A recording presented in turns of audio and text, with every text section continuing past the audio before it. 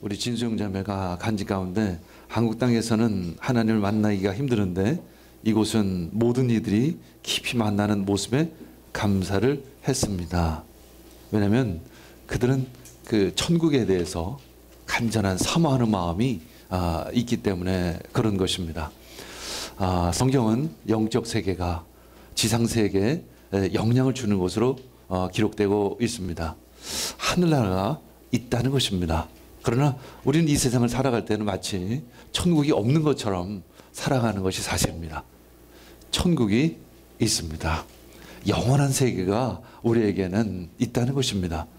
서울에서는 그것을 잘 체감하기 어렵습니다. 그러나 이상하게 니아스에서는 더 쉽게 경험을 하게 됩니다. 왜 이곳에서는 우리가 천국을 경험하기가 어려울까? 그것은 믿음인 것입니다. 우리가 스스로 너무 많이 제한을 하는 것입니다. 우리가 생각으로 제한을 하는 부분이 있습니다. 우리 니아스 미션 가운데 하늘나라가 임하는 것을 너무 자주 경험을 하게 됩니다. 우리는 물론 과학의 세계에 살고 있습니다.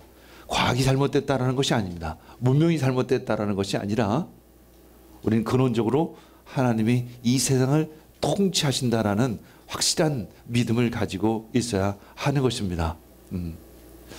이제 그 니아스 같은 그런 영적 세계관을 가지고 있는 그 지역에서는 귀신들이 자주 자신의 모습을 과감히 드러내는 것을 볼 수 있습니다. 아마도 주민들이 그것들을 인정하기 때문에 그런 것 같습니다. 그런데 반면 이 서울 땅 같은 이 문명화된 세계에서는 이 귀신들이 사단이 은밀하게 움직입니다. 문화 혹은 사상이라는 이제 가면을 쓰고 이제 우상 숭배를 부추기는 것이죠. 사탄 숭배자 알레이스터 크로울이라는 사람이 있습니다. 이 사람은 그 지옥의 책이라는 리베르 레기스라는 책을 썼는데 그들은 어떤 마약, 이런 쾌락, 알코올 이런 것들을 굉장히 조장합니다. 마음대로 하라는 것입니다. 마음대로 즐기라는 것이죠. 네가 좋아하는 것을 마음껏 하라. 그것이 바로 율법이다. 그들은 이렇게 말하고 있습니다. 그들은 이것을 그냥 단지 주장하는 것으로 끝나는 것이 아니라 자유 혹은 인권이라는 사상으로 둔갑시켜 버리는 것이죠. 1960년대 히피즘 또는 락 음악에 굉장히 큰 영향을 미쳤습니다. 락 가수인 히피틀즈는 이 크로울리를 굉장히 존경했다라고 이야기하고 있습니다. 이 시대에 우리도 역시 악마는 참 강하고 또는 세련되고 어떤 매력적인 어떤 대중문화의 아이콘으로 되어버렸습니다. 아이돌 그룹 샤이니는 사탄을 뜻하는 루시퍼라는 곡을 부르기도 합니다. 우리는 그것을 아무 생각 없이 듣기도 하는 것이죠. 우리는 나도 모르게 사탄을 숭배하고 있습니다. 그리고 그들의 법을 따르고 있는지도 모르는 것입니다. 사탄은 지금 우리들의 문화, 때로는 자유, 인권이라는 사상을 가지고 우리를 현혹시키고 있다는 것입니다. 인디아스에 가면 동물을 숭배하기도 하고 그래서 동물의 피를 마시고 그것을 뿌리기도 하는 그런 의식을 치르기도 합니다. 우리는 그들을 보며 손가락질하지만 우리는 어쩌면 더더욱 그들보다 더 우상을 숭배하고 있는지도 모릅니다. 알게 모르게. 이 타락한 천사장은 하나님께 반역을 해서 사탄이 되어버렸습니다. 비유로 쉽게 표현하면 그들은 하늘의 어떤 중간 영역을 차지하고 있다, 이렇게 비유로 얘기할 수 있습니다. 하나님과 인간 사이에 어떤 장벽을 쳐버린 것입니다. 그것은 인간의 죄로 말미암아 만들어진 하나님과 인간 사이의 장벽인 것입니다. 그래서 우리는 하나님을 쉽게 만날 수 없는 것입니다. 하나님을 쉽게 느낄 수가 없습니다. 그저 멀리 계신 신, 그런 존재로 느낄 뿐인 것이죠. 에베소서 2장 13절 읽겠습니다.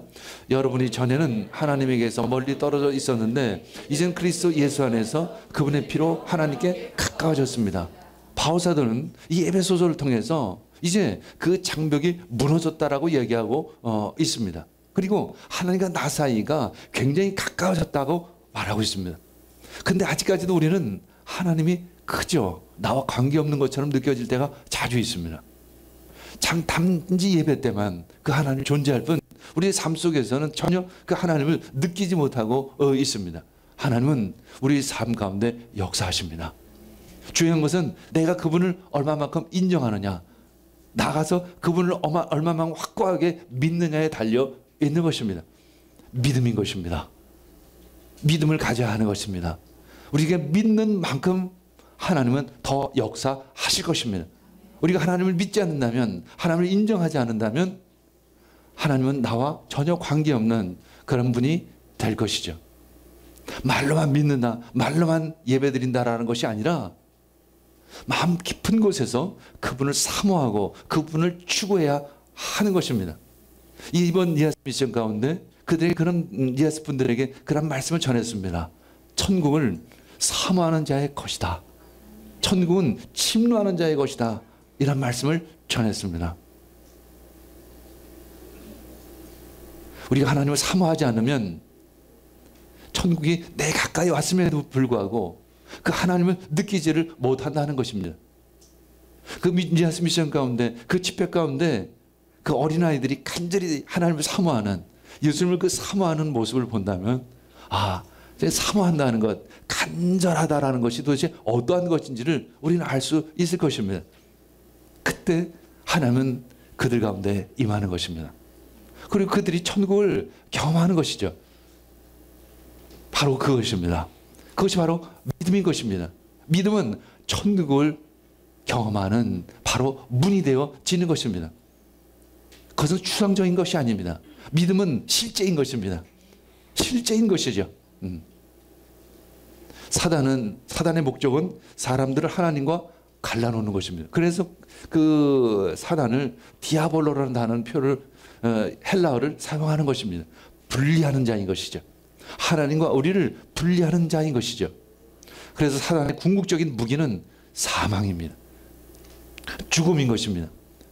그 사단이 쳐놓은 그 장벽은 이 땅을 어두운 그림자로 덮어버린 것입니다.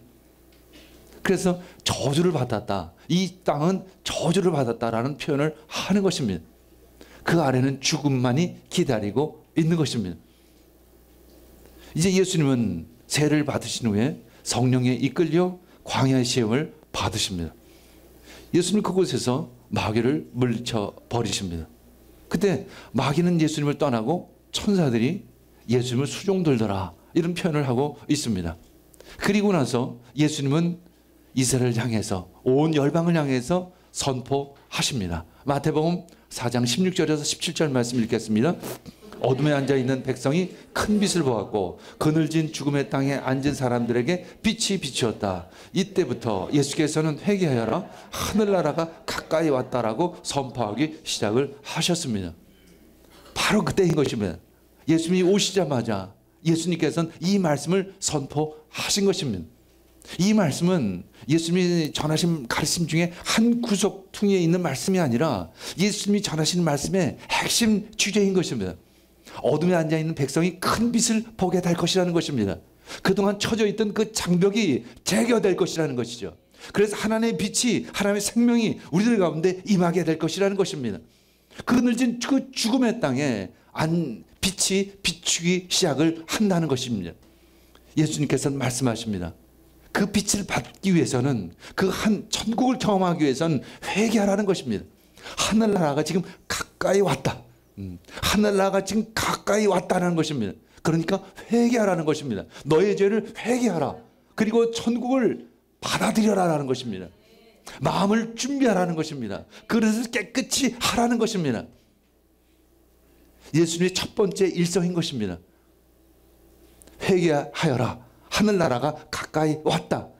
이것이 바로 예수님의 첫 번째 메시지자, 이 예수님이 오신 목적 전체를 이야기하고 계시는 것입니다. 예수님은 단순한 도덕적인 선생님이 아니십니다. 그 이상이십니다. 그것을 포함하는 그것보다 훨씬 100배, 1000배 크신 하나님이신 것입니다.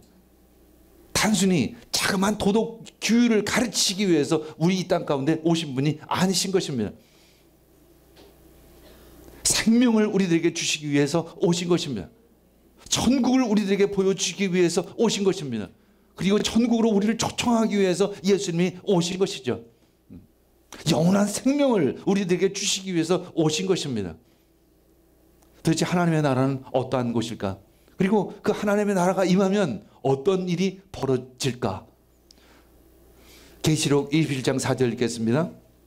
그들의 눈에서 모든 눈물을 닦아주실 것이니 다시는 눈물이 죽음이 없고 슬픔도 울부짖음도 고통도 없을 것이다. 이전 것들이 다 사라져버렸기 때문이다. 더 이상 질병도 없을 것입니다. 모든 사고가 떠나갈 것입니다. 모든 천재지변이 사라질 것입니다. 가난도 고통도 슬픔도 다 사라지는 그런 아름다운 세상이 될 것이라는 것이죠. 이 땅이 마치 그 천국과 같은 세상이 될 것이라는 것입니다. 그래서 우리는 다시 오실 예수님을 간절히 기다리는 것입니다. 그 임사 체험 중에 천국을 본 사람이 이렇게 표현합니다. 천국에 대해서 내가 지금껏 보지 못했던 가장 이상하고 가장 아름다운 세상이었다. 찬란하게 빛나고 생기가 넘치고 황홀하고 너무나도 아름다운 이 세계가 어떻게 보이고 어떻게 느껴질지를 묘사하기 위해 온갖 형용사를 나열한다고 해도 결코 그것에 미치지 못할 것이다. 말로 표현할 수가 없습니다. 오히려 말로 표현하면 그 천국의 느낌을 오히려 알지 못할 것입니다. 천국에는 가장 좋은 것이 다 있습니다. 완전한 생명, 완전한 기쁨, 아주 완전한 사랑으로 가득한 곳, 그것이 바로 천국인 것입니다.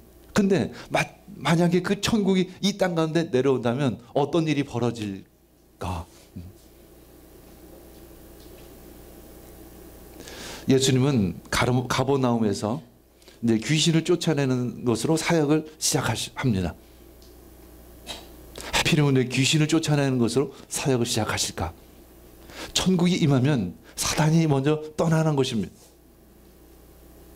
그 다음에 우리들의 질병도 회복되어지는 것이죠. 우리의 마음도 치유되어지는 것입니다. 그것이 순서인 것입니다. 마태복음 12장 28절 읽겠습니다. 내가 하나님의 영을 힘입어서 그러나 내가 하나님의 영을 힘입어서 귀신을 쫓아내는 것이면 하나님의 나라는 너희에게 왔다. 세 가지 단계입니다. 하나님의 영이 임하면 귀신이 떠나가는 것이죠. 그걸 보면서 우리는 하나님의 나라가 임했구나 라는 것을 경험할 수 있는 것입니다. 이번 야세에서도 그런 모습을 볼 수 있습니다. 하늘나라가 임하자 귀신이 떠나가는 그런 모습. 그리고 그들이 그 임재 가운데 한 1000명 되는 사람들이 그 마을 전체에 퍼져서 누워서 하나님을 찬양하는 모습을, 그런 광경, 참 도대체 상상할 수 없는 광경을 우리는 보고 돌아왔습니다. 예수님께서 이제 회당에서 그 말씀을 전합니다. 성경의 말씀을 전합니다. 그때 귀신이 떠나가는 것입니다. 마치 예수님께서 이곳에서 하나님의 말씀을 전할 때 그 말씀이 이 장소에 가득 채워지는 것입니다. 천국은 하나님의 말씀으로 가득 채워지는 것입니다. 하나님의 말씀은 생명이요, 하나님의 말씀은 사랑인 것입니다. 그곳에 하나님의 생명이, 하나님의 사랑이 가득 채워지는 것입니다.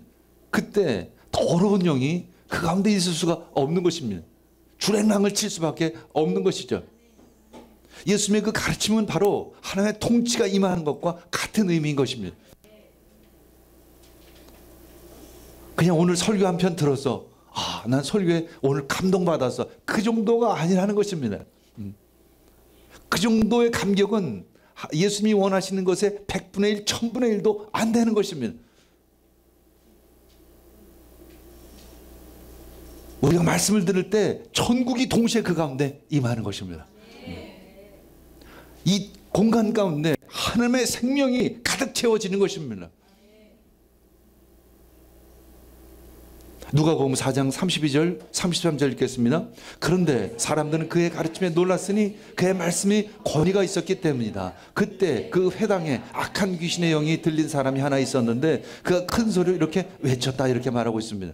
여기서 권위가 있었다는 것은 참 설교를 참 잘하셨다라는 정도가 아니라는 것이죠. 권세가 있었다는 것입니다.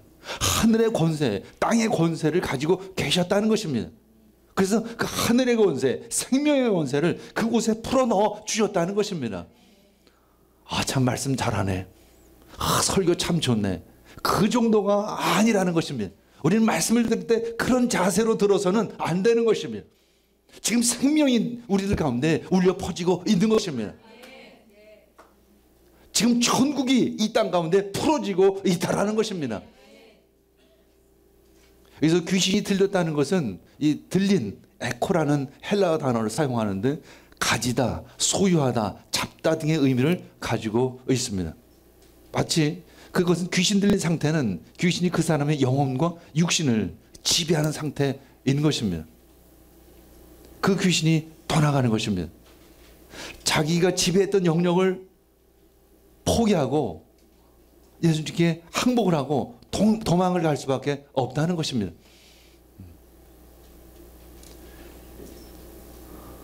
예수님을 초청하길 원합니다. 성령님을 초청하길 원합니다. 그때 모든 어둠의 영들이 떠나가는 것을 우리는 경험할 수 있습니다. 그리고 빛이 많은 것입니다. 그리고 생명이 많은 것입니다. 능력은 죄를 드러냅니다. 사단의 그 실체를 드러냅니다. 그래서 우리는 마음속에 그것에 순종할 것이냐 거부할 것이냐 둘 중에 하나를 결정하게 되어집니다. 죄는 찬성이건 반대이건 어느 편에 서도록 한다는 것입니다. 그래서 회개할 마음이 없는 사람이 이 생명의 말씀을 자꾸만 들으면 도망가는 것이죠. 회개할 마음이 있는 사람만이 그 말씀을 들을 수 있습니다. 때로는 좀 힘들지라도, 그 말씀이 때로는 어려울지라도, 때로는 부담스러울지라도 그 말씀을 듣는 것입니다. 주님, 나를 고쳐주시옵소서. 나를 그 생명의 말씀으로 회복시켜 주시옵소서. 그렇게 기도하는 마음으로 듣는 것입니다. 그런데 회개할 만한 마음이 없는 사람, 아직 전혀 준비가 되지 않은 사람은 거부하는 것입니다. 듣지를 않는 것입니다. 들을 수가 없다라고 말하는 거죠. 그리고는 핑계를 댑니다. 말씀이 안 좋다라고 얘기하죠. 그것은 회개할 마음이 없기 때문에 그런 것입니다. 그래서 도망하는 것이죠. 우리는 그 지옥의 영향력을 제거해야 합니다. 그 어둠의 영향력을 제거해야 합니다. 그리고 회개해야 하는 것이죠. 죄를 씻어 버려야 하는 것입니다.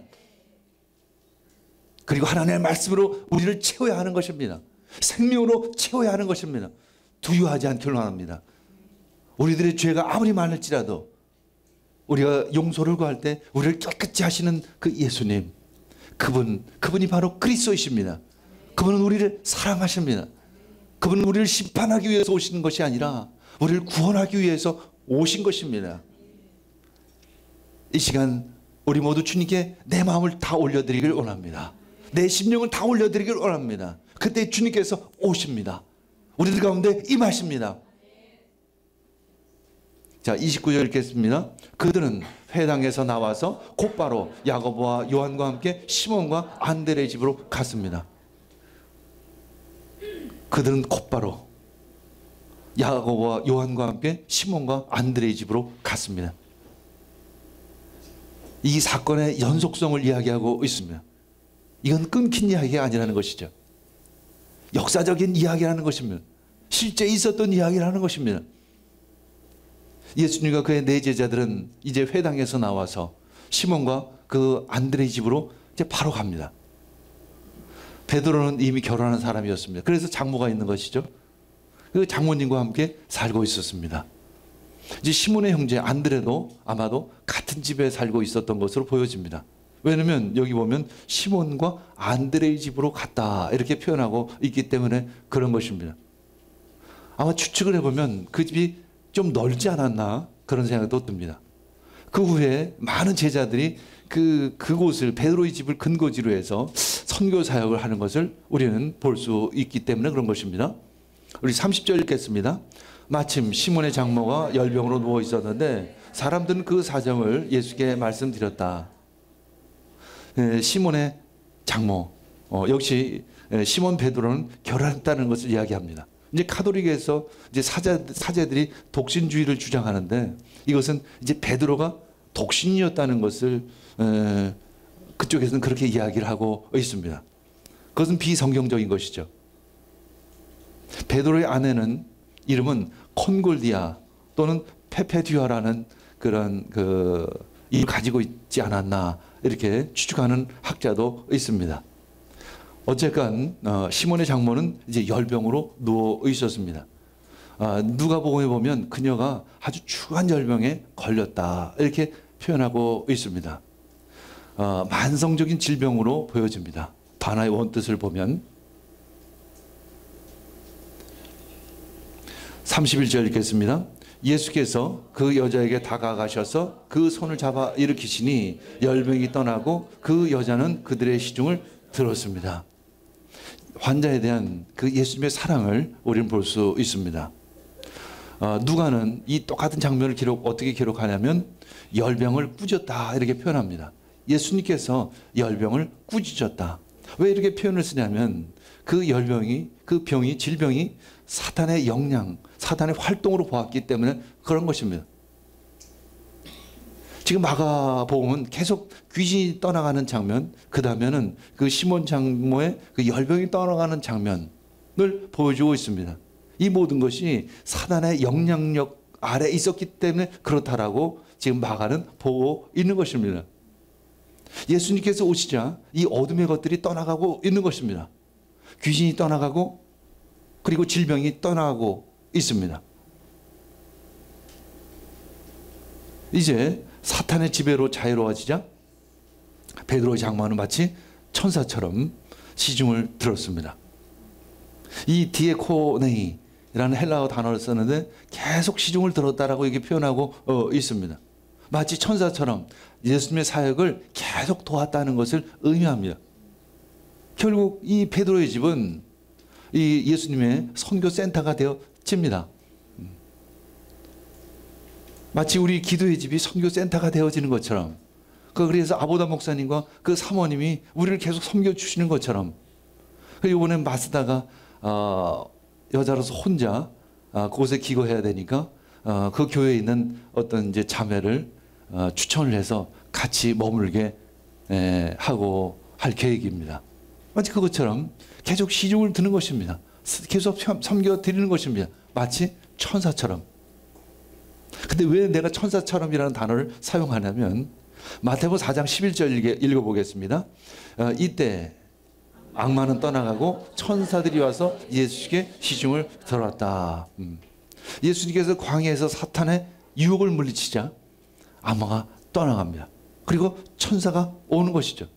그리고 예수님을 시중을 드는 것입니다. 예수님을 섬기는 것입니다. 그렇게 예수님의 사역은 시작이 되었고 또 베드로의 장모 역시 예수님을 섬기기 시작을 한 것입니다. 이렇게 섬기는 사람들 덕분에 예수님의 사역은 더 활발하게 이루어질 수 있었던 것입니다. 32절 읽겠습니다.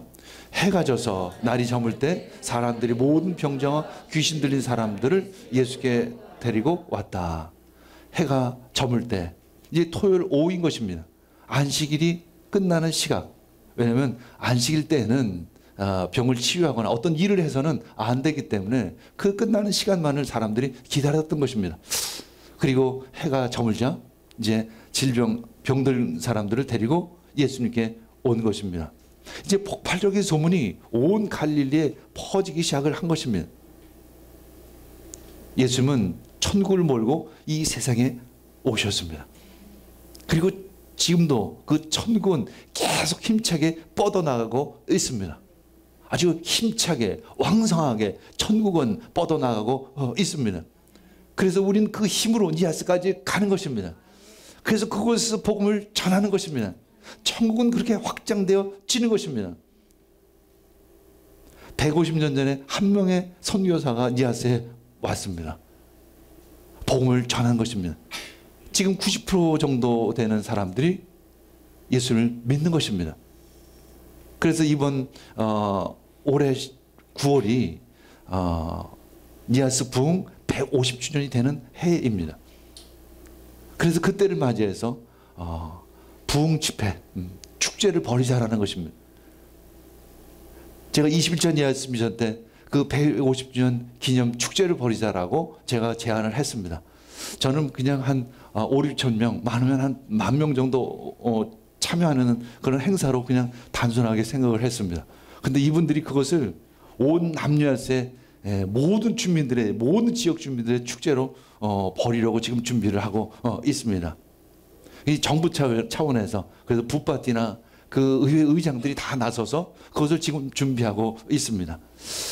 그래서 이번 의회 의장을 만나서 그런 이야기도 나눴고, 또 그날 오후에는 지역교회 한 20명 정도의 목사님들과 그 의장이 함께 미팅을 가졌습니다.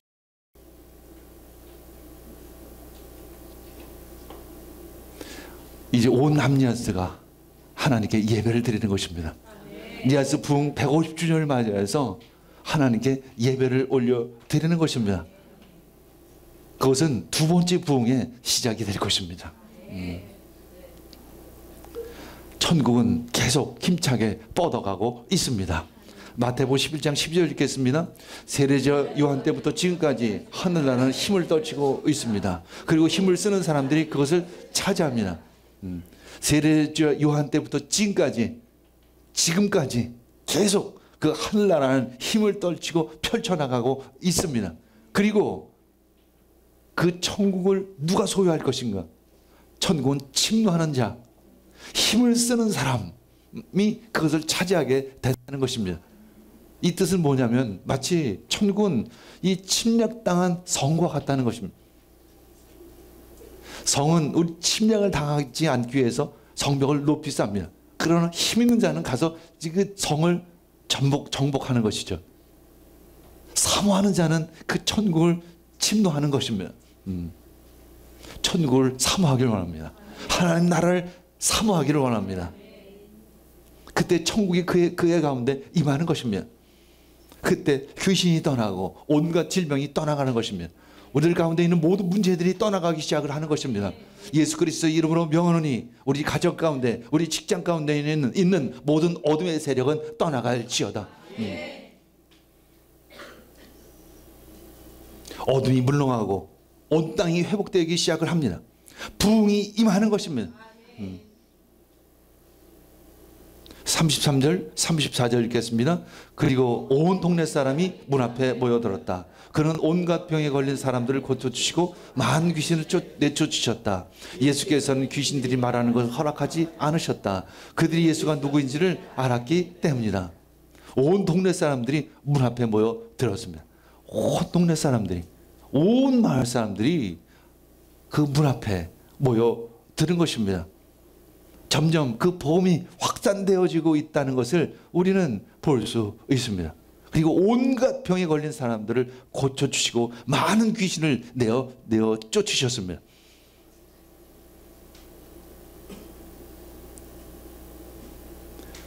(22차) 미션 그 라울라후사 마을 사람들은 주님에 대한 영적인 목마름으로 하나님을 구했습니다. 그분을 구했습니다. 그때 천국이 막강한 힘으로 그 지역을 강타했습니다. 모든 마을 주민들은 서 있을 힘조차 잃어버렸습니다. 마치 마을에 폭탄이 떨어진 것처럼, 성령의 핵폭탄이 떨어진 것처럼 천여 명의 주민들이 하나님의 임재 가운데 들어갔습니다. 여러분들에게 기회가 되면 그 영상을 보여드리도록 하겠습니다. 장관입니다. 그 마을 광장에 널려져 있는 사람들의 모습을 한번 상상해 보십시오. 하늘나라는 강한 힘으로 옵니다. 능력입니다. 그 힘이 임할 때, 강한 생명이 임할 때 우리들의 회복이 있는 것입니다. 바로 그것이 구원인 것입니다. 오늘 말씀을 보면서 계속적으로 그 복음을 들은 사람, 그 사람들의 수요가 늘어가고 있음을 우리는 보고 있습니다. 이 열방 가운데 이 땅끝까지 이 복음이 전해지는 것을 우리는 볼 수 있습니다. 우리는 말씀을 전해야 하는 것이죠. 복음을 전해야 하는 것입니다. 예수님께서 이 땅에 오셔서 우리를 구원하신 그 사건을 전해야 하는 것입니다. 지금은 사순절 기간입니다. 예수님께서 십자가에 못 박히신, 그래서 우리를 구원하신 그 사순절 기간인 것입니다. 예수님은 그 십자가 위에서 완전히 사단을 멸하는 것입니다. 그 공중권세 잡은 자들을 완전히 멸하신 것입니다. 이제 하늘과 이 땅은 연결되어진 것입니다. 믿는 자에게는 그 하늘나라의 그 축복이 우리를 가운데 임할 수 있는 것입니다. 하늘나라의 그 생명이 우리를 가운데 임하는 것입니다. 믿으시길 바랍니다. 믿으시길 바랍니다.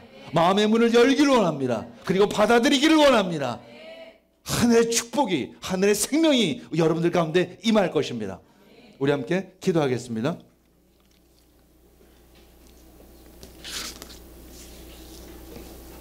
주님 감사합니다. 오늘 이 말씀 가운데 역사하여 주시옵소서. 그 말씀이 우리들 심령 가운데, 우리들 가정 가운데, 우리들 기업 가운데 충만하길 원합니다. 우리들의 삶을 지배하길 원합니다. 우리가 또한 순종하길 원합니다.